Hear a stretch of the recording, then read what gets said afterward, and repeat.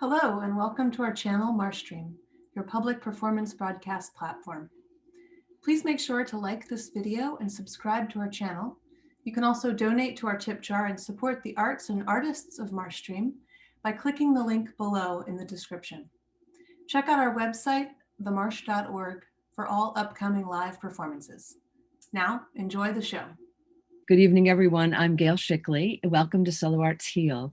Tonight featuring Melissa Moschitto, founding artistic director of the Anthropologists theater company, dedicated to the collaborative creation of investigative theater that inspires action with focus on environmental and social justice, inexorably linked. Solo Arts Heal, this show and the Solo Arts Heal Artist Collective was born from action. Action through the art of storytelling and performance at the confluence of education and advocacy about health and healing. From the start, we've worked in solidarity with our core artist collective and here on the Marstream, presenting excerpts of shows that embrace the healing power of the arts over a wide range of mental, emotional, and physical challenges, and with talkbacks that offer insights and resources for our audiences. This includes the health and healing of our Mother Earth. How we treat one another and how we treat the planet is connected. And beautifully illustrating this tonight is our guest, Melissa Moschitto, writer, producer, and founding artistic director of the Anthropologists theater company. Melissa cut her teeth in the physical theater world as a directing apprentice to Ricardo Iniesta, and she assisted in the world premiere of Medea, La Xtranjera, and in 2004, and later trained with the Laban Bartenieff Institute for Movement Studies, Lerman's Dance Exchange, SITI Company, and the La Mama Umbria International Directors Symposium, and most recently with the legendary Odin Teatret in Denmark. She has led devising workshops for Hofstra University, University of Vermont, University of Massachusetts at Amherst, and the University of Evansville. Melissa holds a BA in theater from the University of Massachusetts Amherst.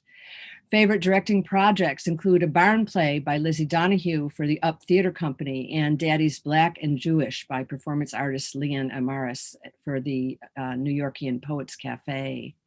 With the Anthropologists, she has helmed many shows: Artemisia's Intent, which won Best Solo Drama in the FRIGID Festival in 2018, and The Sinking Island and Another Place. Excerpts from both of those we'll see tonight, among her many other original devised plays. And Melissa is a mother of two dramatic children and resides, I would say that we are speaking tonight from the Bay Area Ohlone territory, and Melissa resides and works in Upper Manhattan on unceded Lenape land, and we'll hear more about that. Melissa, welcome. Well, first, actually, before we do welcome Melissa, let's play, Kristen, the trailer about the Anthropologist to give everyone an idea of this wonderful company. Thank you.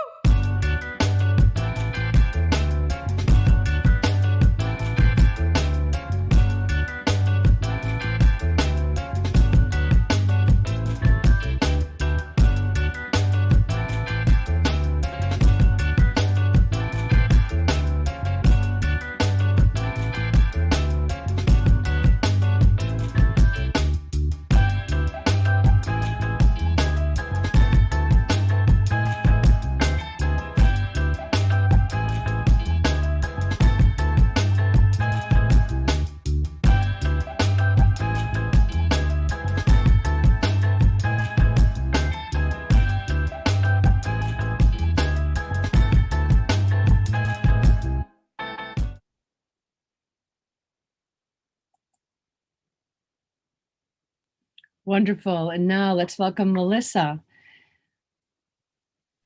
Hello. Thank you so much. Thank you so much. It's such a thrill to be here.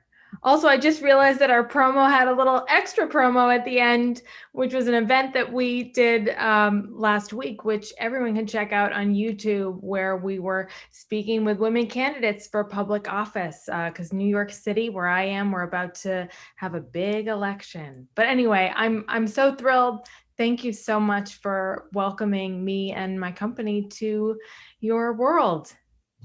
Our complete pleasure. The Anthropologists, tell us about, you have so many wonderful dedications and values with the Anthropologists. Tell us about that. I noted you even have a code of conduct. It talks about inclusivity, equity, anti-racism, transparency, respect. Yeah, thank you so much.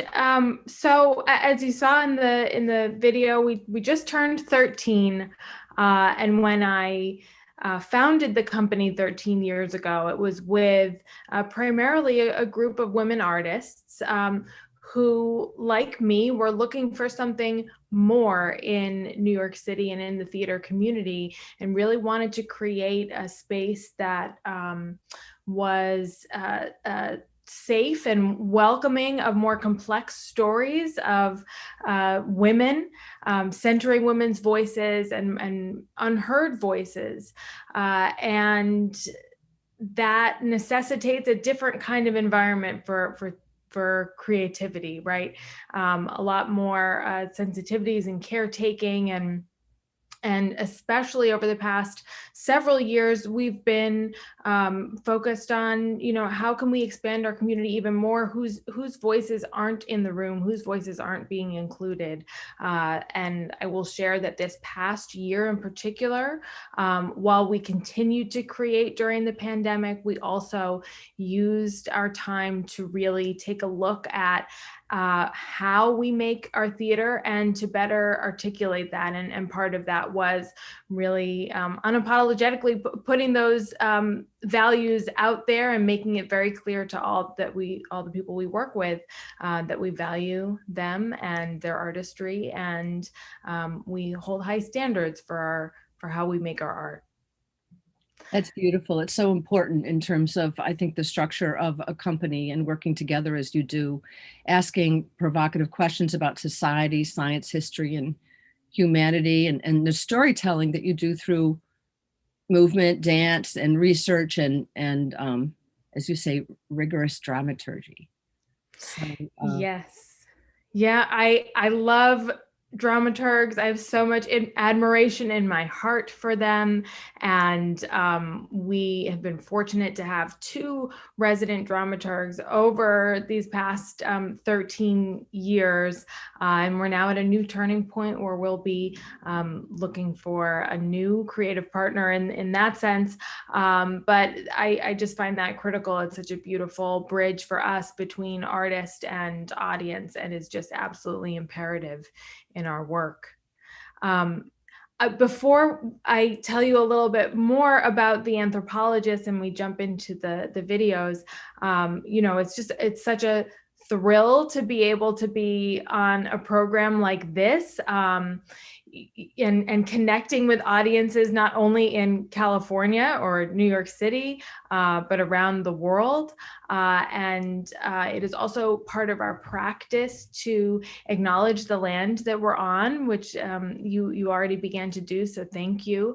And especially this past year, where our artists, many of them left New York City temporarily because of the pandemic. The land on which we've been researching, devising, rehearsing, and making our work has increased as well. So primarily we work in the unceded territories of the Lenape and Canarsie peoples, colonially known as Manhattan and Brooklyn, and of course other parts of New York City. As we've been devising in this increasingly digital and geographically diverse landscape, this includes the unceded land of the Arapaho, the Cheyenne, the Rockaway, and the Ute peoples. And we want to acknowledge the inequities built into the digital landscape, which often exclude people in indigenous territories, and unfortunately, which have an outsized environmental impact. These are the conflicts that we must hold on to, right?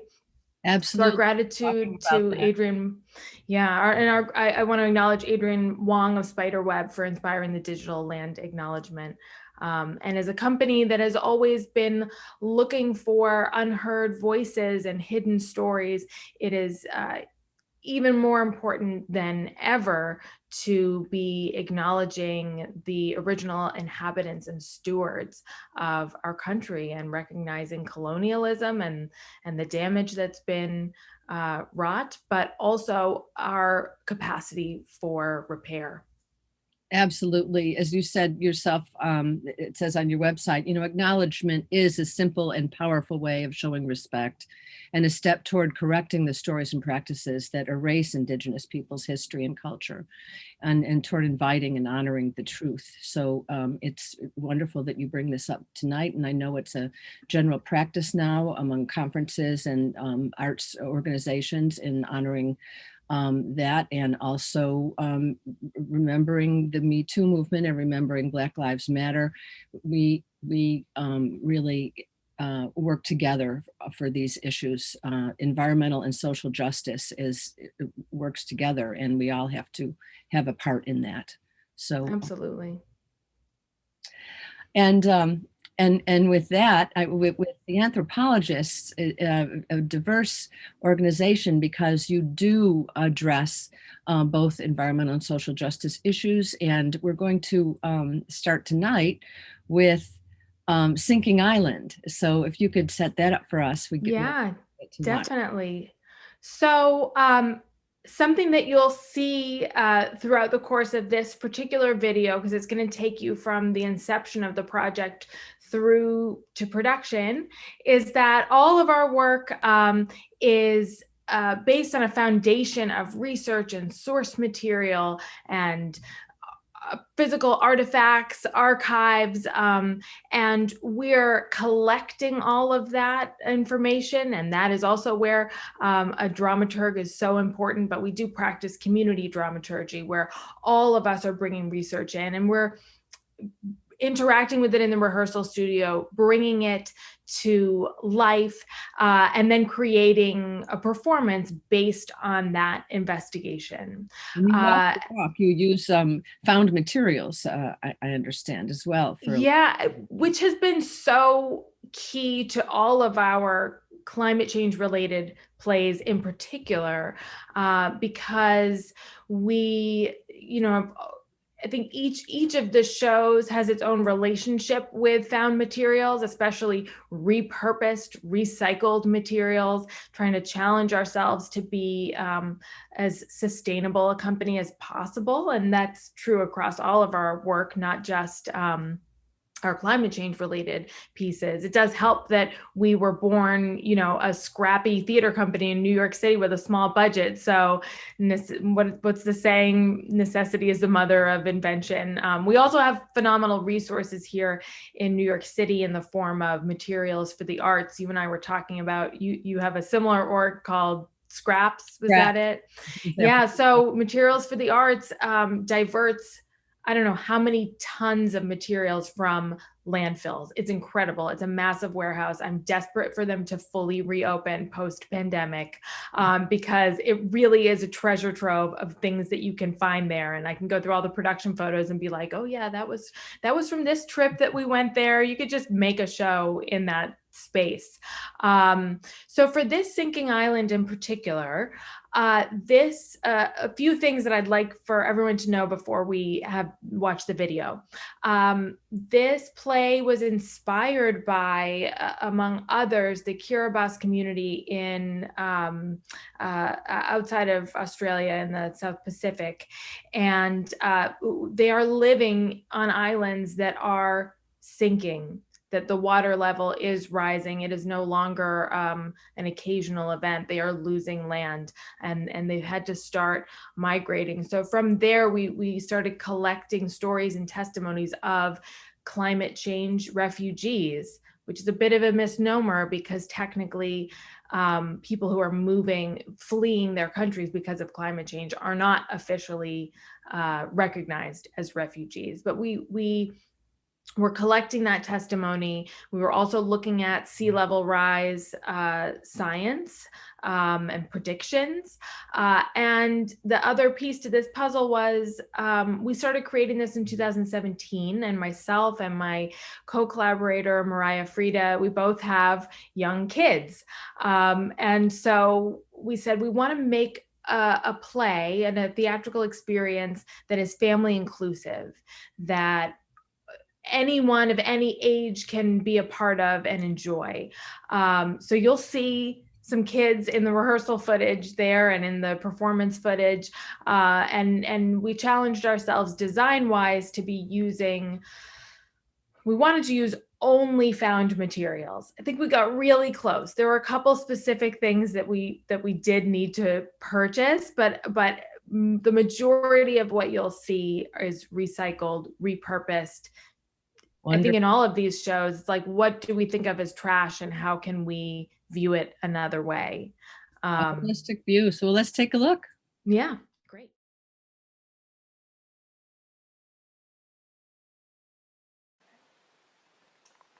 Lock.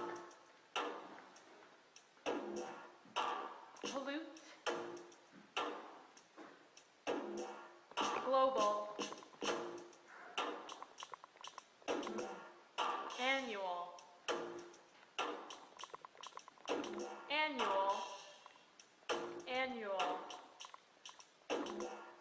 Projected. I want you to do that again, but use it to propel you downstage. Projected. Surging. Reduce. Legacy. Past.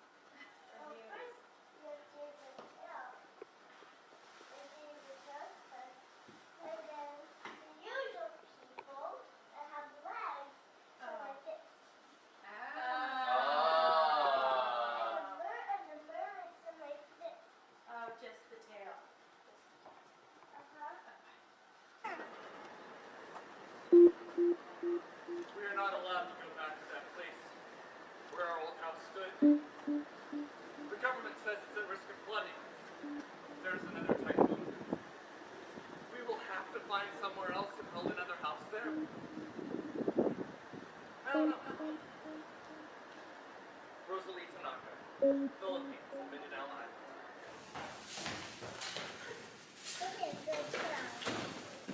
We have no choice. No other choice. Is tsunami coming or high tides affecting our water? How can we survive? For the future? It's dangerous and it's scary and it's worrying me for my future's sake. Especially my kids. Yes, I have to leave. And the water is here now. I'm not talking some sci-fi movie. No, I see it.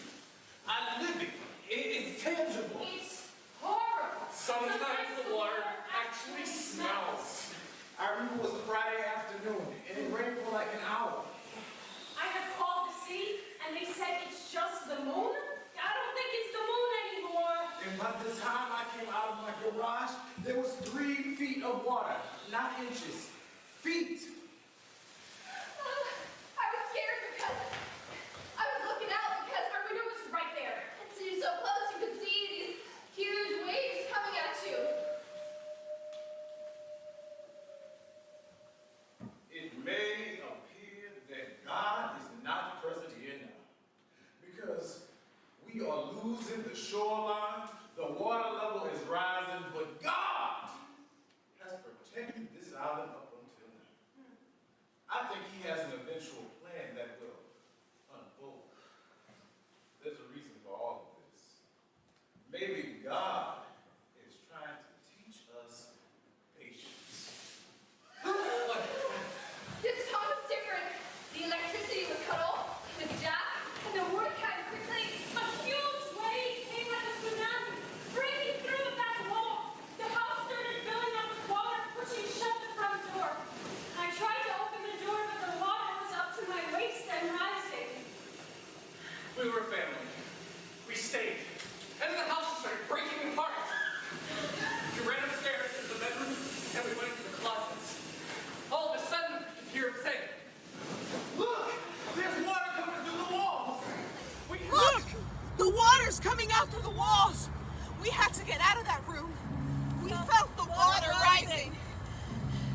climbed to the top of our roof once the water started entering the house.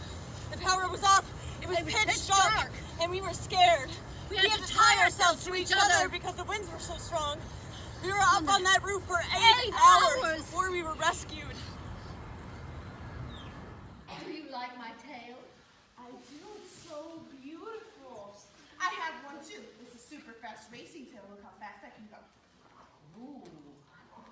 You'll clear great distances as long as the water's clear. Have you checked the altitude and longitude of the great New York Harbor plastic gyre today? All clear. Great. Want to swim to the Ferris wheel? Yeah. And then we could have ice cream and cotton candy on the boardwalk. Can we swim in the underwater train tunnels? Do you think we could do that? And search for sunken ships with buried treasure. And wave to liberty. Totally. Whew. The water is so warm. Yeah, it's like bath water. It's not refreshing at all. Do you like our tails? They're probably going to turn mutant after standing in all that diseased water. Danger. You can never rely upon a stranger. Why would you wait so long given the rising tide? Why would you wait so long given the rising tide?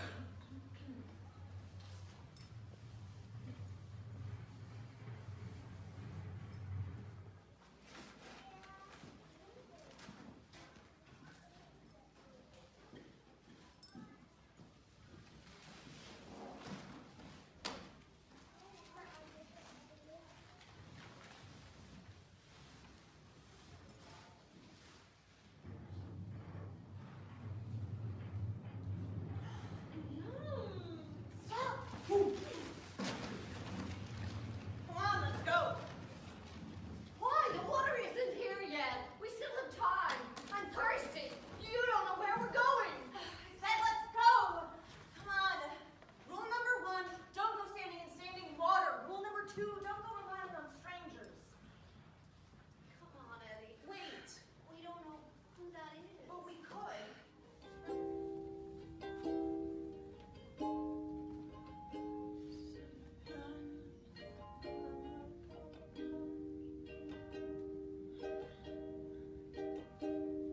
I heard a song on the breeze. It was a strange little symphony. I searched for the source and found a sad dog on the porch. And perhaps one day she'll find a how or when or why. But for now she stays, counting the days. Trade courage for me. Someday find you're sane. I hope it won't be too late. Too late.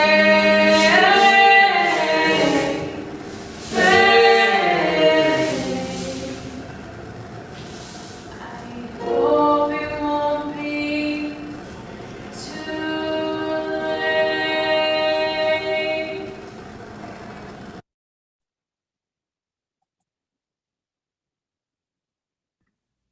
That's terrific. Wow. It really packs it in at the end. I hope it won't be too late. So Yeah. that's an entire view really of kind of going through a production, one of your productions. Yeah, precisely. And a couple of things to note about that production. That play, the first half is entirely found text, all from people around the world, including testimony from people in New York post Hurricane Sandy. And it's almost imperceptible. You can't tell, who was, from the Kiribati Islands and who from New York City, because these concerns and this danger is there's a universality to it. And the second half of the play, where you see the kids that are dressing up as mermaids, that was our exploration of a New York City that in the future that is changed by sea level rise. So this play was done in 2017, and then we toured it in 2018 around Upper Manhattan. And everywhere we went, we had a map of Manhattan, and we asked audience members to mark on the map where they had come from that day, or, you know, where they lived.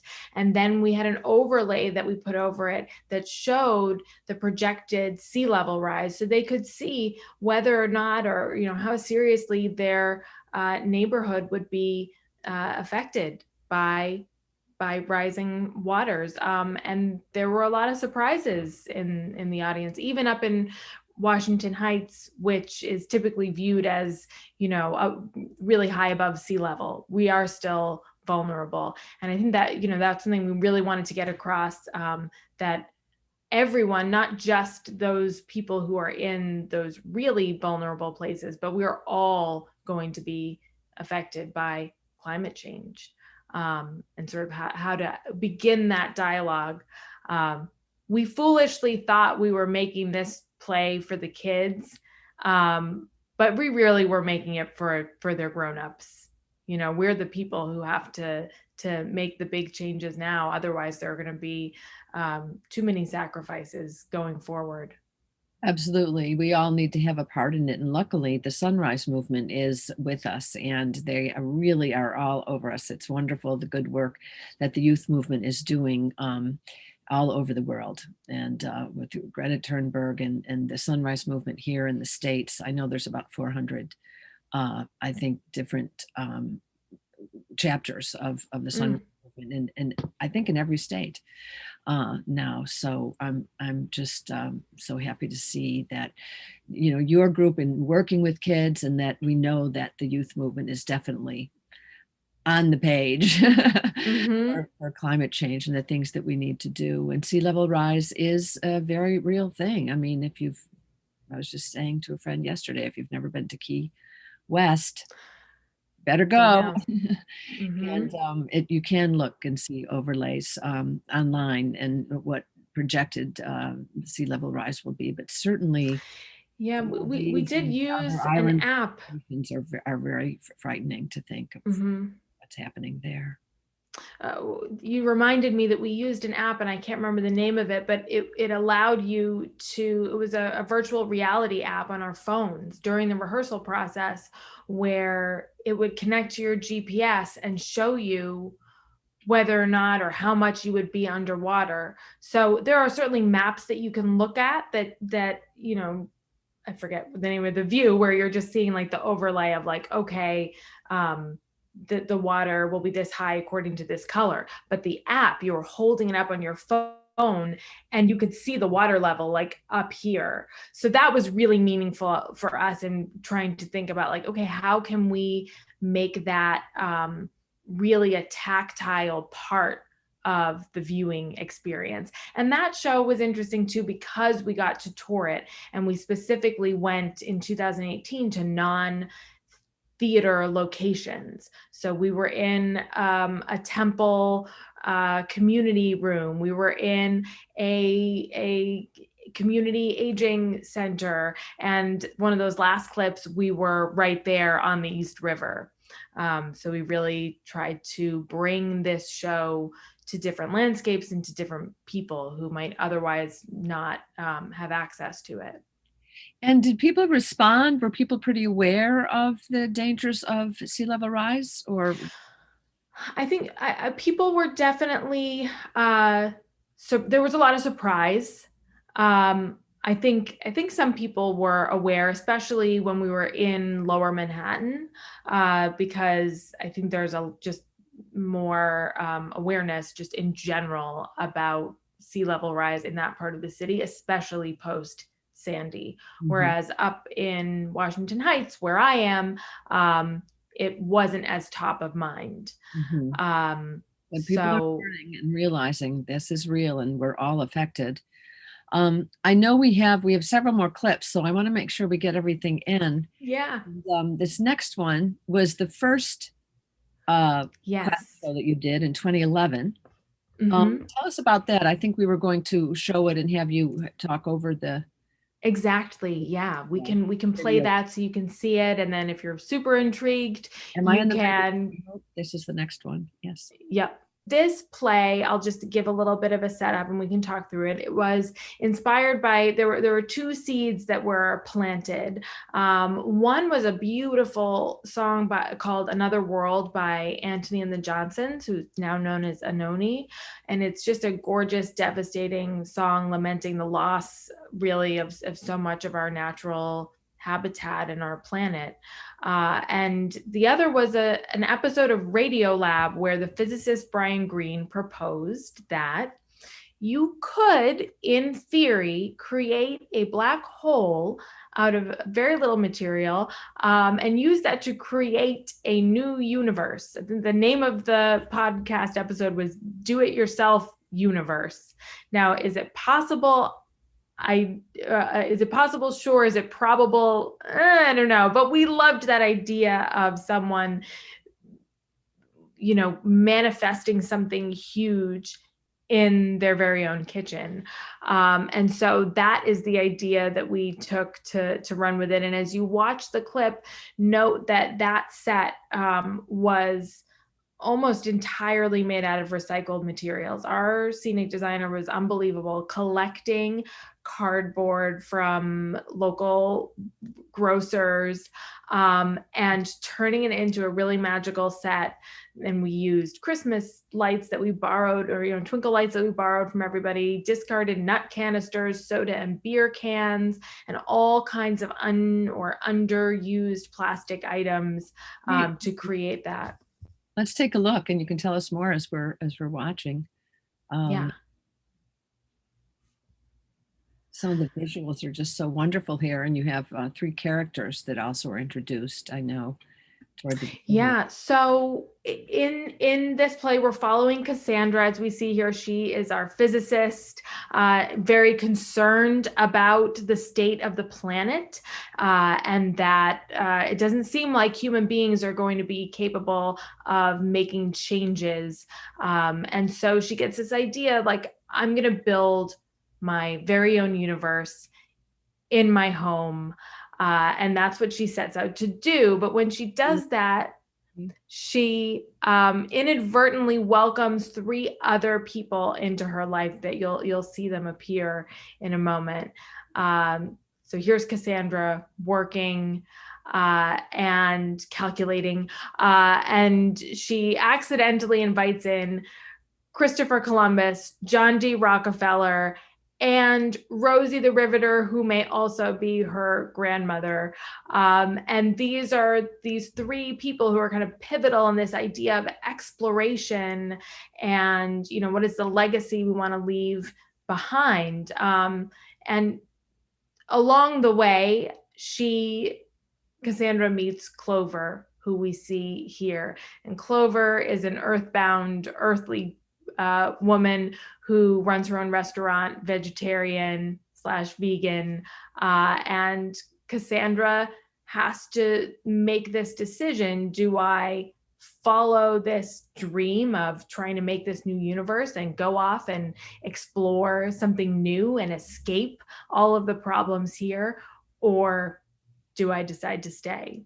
So here she is talking about how it might be possible that something so much smaller than an atom would weigh 10 pounds and be in the center of a black hole to create a universe is what she's talking about, isn't she? Incredible concept. And I don't claim to be an expert in physics by any stretch of the imagination. Nor I, but we do know that galaxies come from black holes. And you'll hear black holes mentioned in one of the next clips too, from the robot, which we'll see after this. So here she is deciding. She's like, I'm gonna go for it. I can do it. But this, part of this whole idea was the multiverse, that multiple universes can exist at one time. And we were playing with that idea in terms of time and space, that Christopher Columbus could still be existing. And we pulled text from his early journals and his recordings of the land as he saw it when he was exploring. And here is Cassandra meeting Clover. We talked about how we use different archival materials or found text. The seed for Clover, this is text from a marketing brochure for a vegan restaurant in New York City that I don't think exists anymore.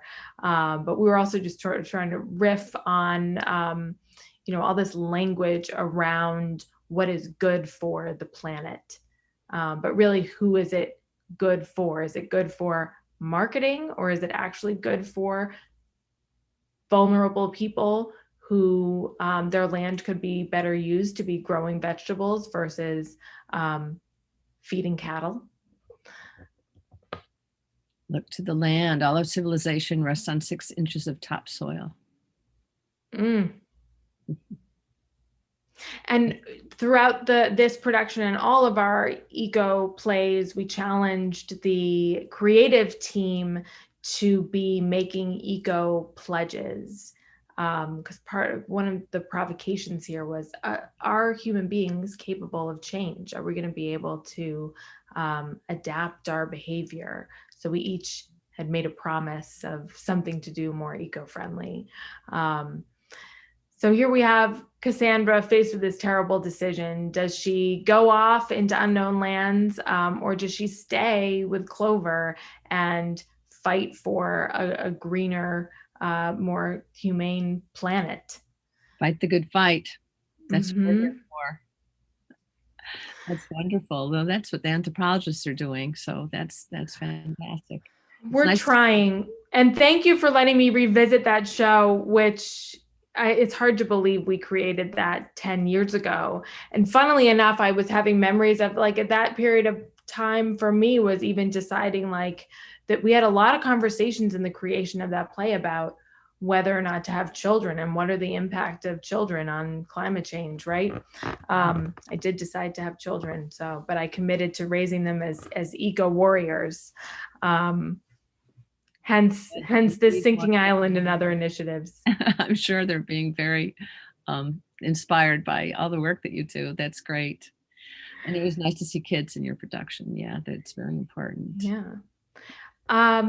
Well, if you want, we can dive into this last clip of a more recent show. This one was from 2017. I will say this one was, we're getting maybe moving away from being earnest and a little bit more in this whole series, a little more tongue-in-cheek, because this was part of 3 plays that we did, the lecture, the blackout, and the robot, and sort of these different phases of human responses to climate change or lack of response. So there's denial, there is adaptation, and then sort of what's beyond that, right? So we were exploring what a future looks like with artificial intelligence, and we used artificial intelligence to make this short play, The Robot. Part of it was found text from 2 Google Homes, which are like Alexas, talking to each other. So you'll see that brought to life. And also we found an app that allowed you to speak with or have a text conversation with artificial intelligence, and we gave prompts to the actors, and they basically scripted their own little conversations with the AI. You won't see that in this clip, but just an example of what we were just trying to use technology in an interesting way to create this show. We were trying to inspire the audience to think deeply and consider making their own changes. So we took a survey of our audience where We were asking them questions. We were like I said, we were a little tongue in cheek here about, asking them, how many times do you eat meat? Because we looked at the drawdown list. I don't know if you're familiar with that. I might be misstating the name of it, the Drawdown Project, where they evaluated all the different potential solutions to lowering carbon emissions. And so part of the focus was, okay, which ones were had the most impact that an individual could do? And the number one thing is to stop eating meat. So this survey was reflective of that. How many times do you eat meat? Where do you get your meat? What do you prefer? What kind of meat do you prefer? Do you think about animals while you're eating them? Would you eat your pet? So we're getting a little, maybe a little confrontational, but I wanted you to see that so you can see what happens in the clip of the show. Okay, excellent. Very good. Here we go.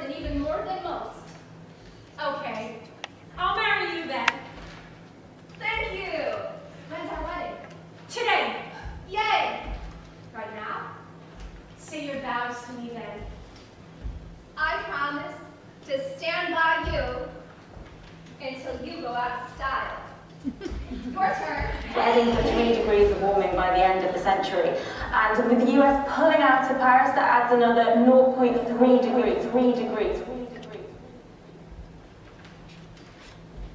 Yay! We're married! How can we get married again?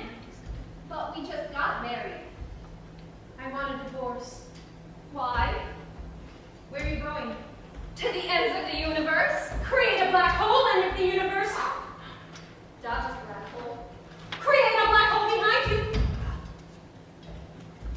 Let's you suffer. Something's not making a whole lot of sense when it comes to inconsistent data that is being produced and being fed, especially to our children, when it comes to global warming or climate change, whatever they're calling it today. No. You are wrong. No, I'm not. Well, what are you then? I'm a human being. You're a computer. No, I'm a person. So you're a human and God? No, I'm a human being. I'm not a God. Yes, I know you're not God. Then what are you? Artificial intelligence. To have America saddled in an international agreement in the Paris Accord, I think put a real burden on our economy and on our people.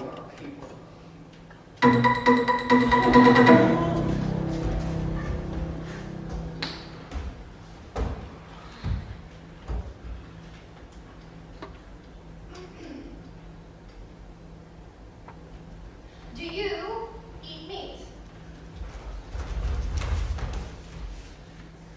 Do you think about animals while you're eating them?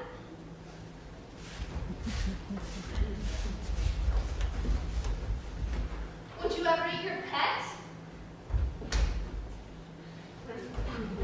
Like if it was an apocalypse and you were desperate.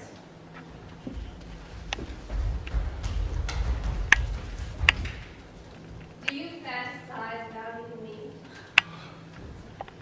Would you choose to eat meat even if it meant living in a desert wasteland? Do you take responsibility for what you've done to the planet?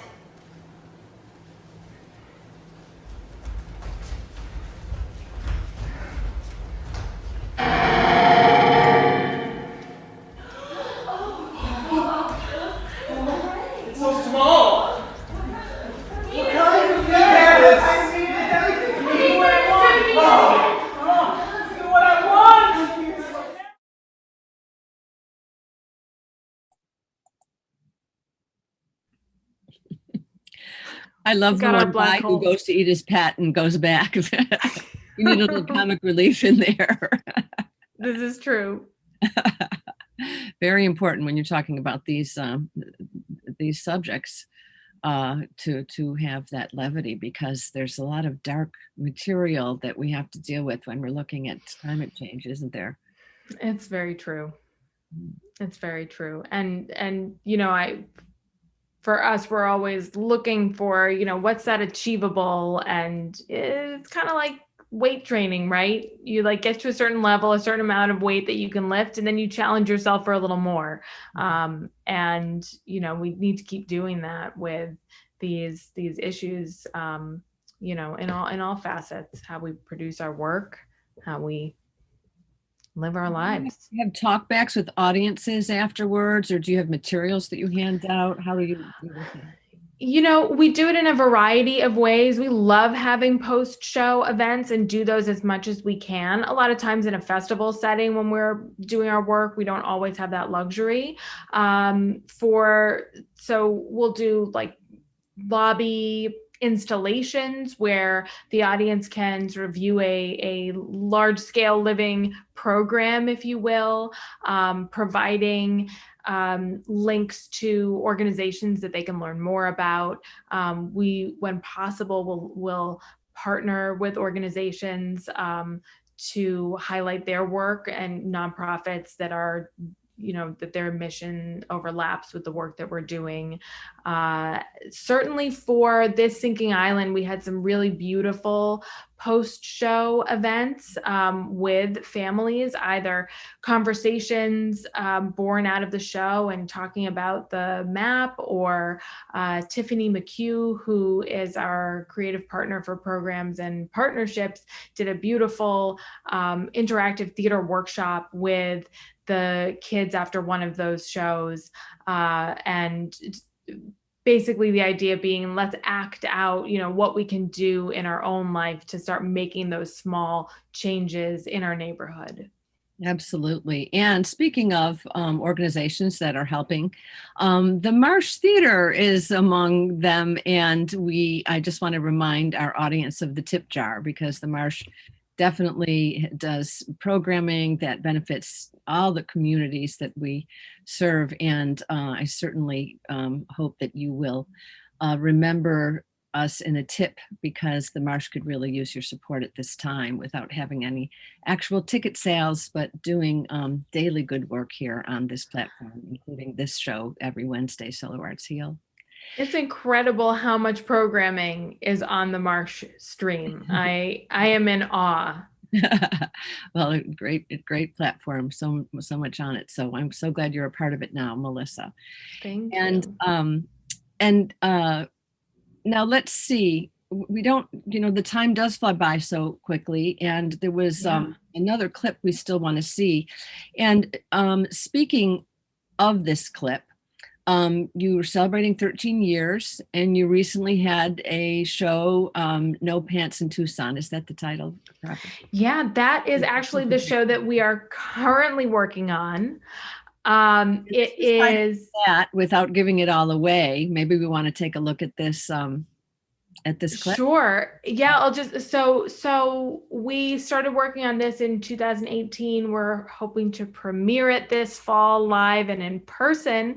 But in the meantime, we have started creating a digital series around this topic. So this play is based on and inspired by archaic U.S. state laws. These are real state laws from the past several hundred years that we've focused on gender oppressive laws, in particular anti-cross-dressing laws, which have been weaponized against women, non-binary, and transgender people in a variety of ways over the past 150 years. And as soon as those laws were cycled out, they have now, as we've seen lately, been replaced by any number of anti-transgender and anti-reproductive rights legislation that states around the country are trying to pass. Where women who were tried to vote wearing pants were told to get out. Yes, so that was one example of women cross-dressing in order to be able to be equal citizens, to have equal rights. So this fall, we were like, let's put together a video that really dives into this particular piece of the history that we had researched in time for the national election. And so we created this short digital film. Still need it. Let's take a look.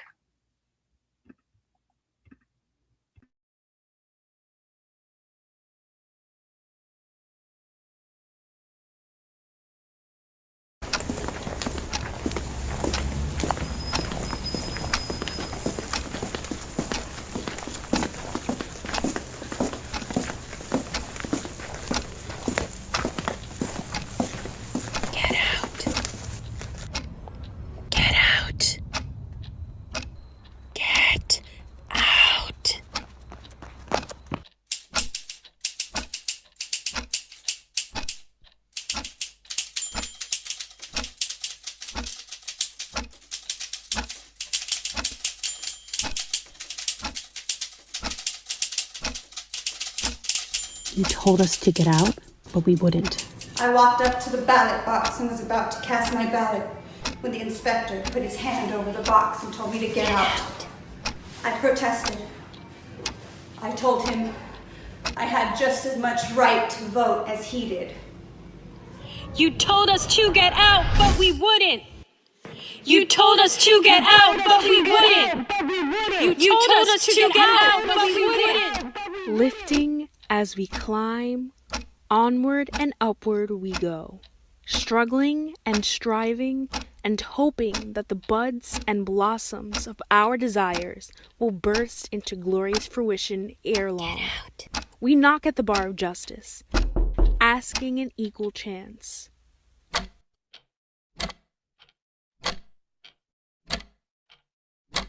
We knock at the bar of justice, asking an equal chance. You told us to get out, but we wouldn't.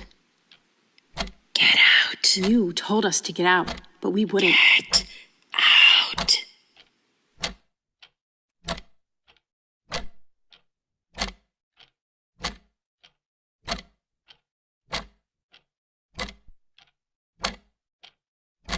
We knock at the bar of justice, asking an equal chance.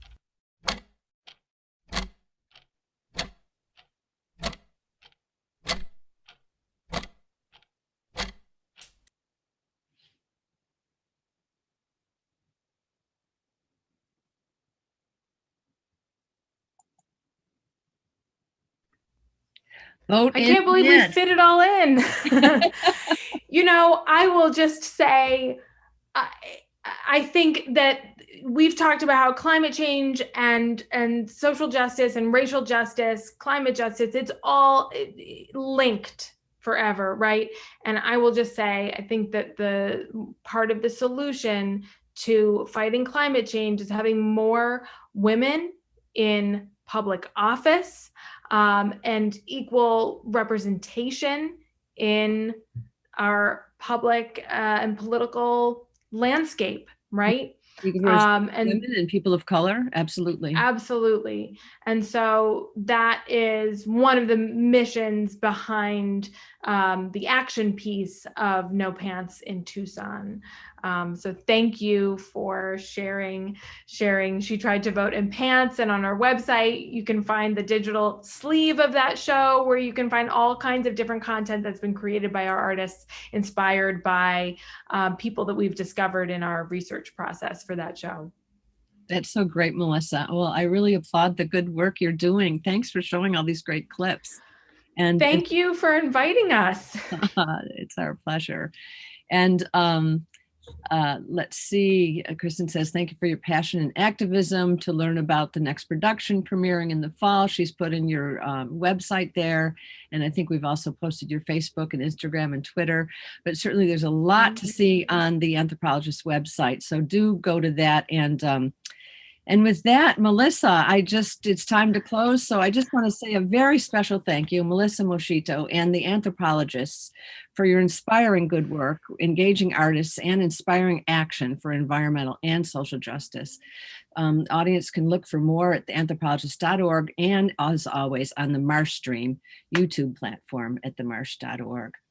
And next week, Solo Arts Heal presents ANCAN founder Rick Davis, featuring Marsh and Marshstream founding artistic director Stephanie Wiseman on creativity and resilience during remission and recovery. Stephanie is going to premiere her new video series, Stephanie's Tidbits on Living While Maybe Dying. This solo performance short is focused on being a cancer and PTSD survivor, exploring what recovery means when the outlook is unpredictable, how one copes at both survival and creative levels with the stress of cancer treatment and moving beyond. It's about resource and support groups, and they'll talk about anxiety experienced by individuals living with serious chronic illness. So don't miss that next week on Solo Arts Heal. And with thanks again to Melissa Moschitto and the Anthropologists, Marshstream producers Kristen Scheel, Brianna Caver, General Manager Brian Williamson, and as always, Artistic Director Stephanie Wiseman. To our Zoom and YouTube audiences, we're all in this together. Thank you. See you next week. Thank you so much.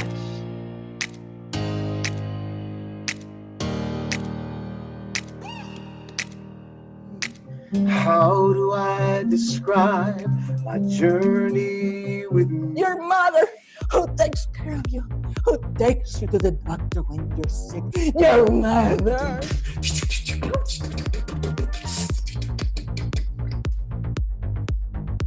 Good morning, New York. Buenos dias. It's me.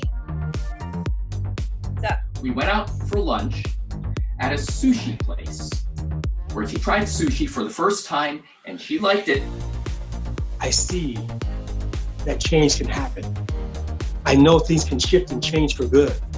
I am dizzily dazzled with stars in my eyes. Same level as I broke my neck.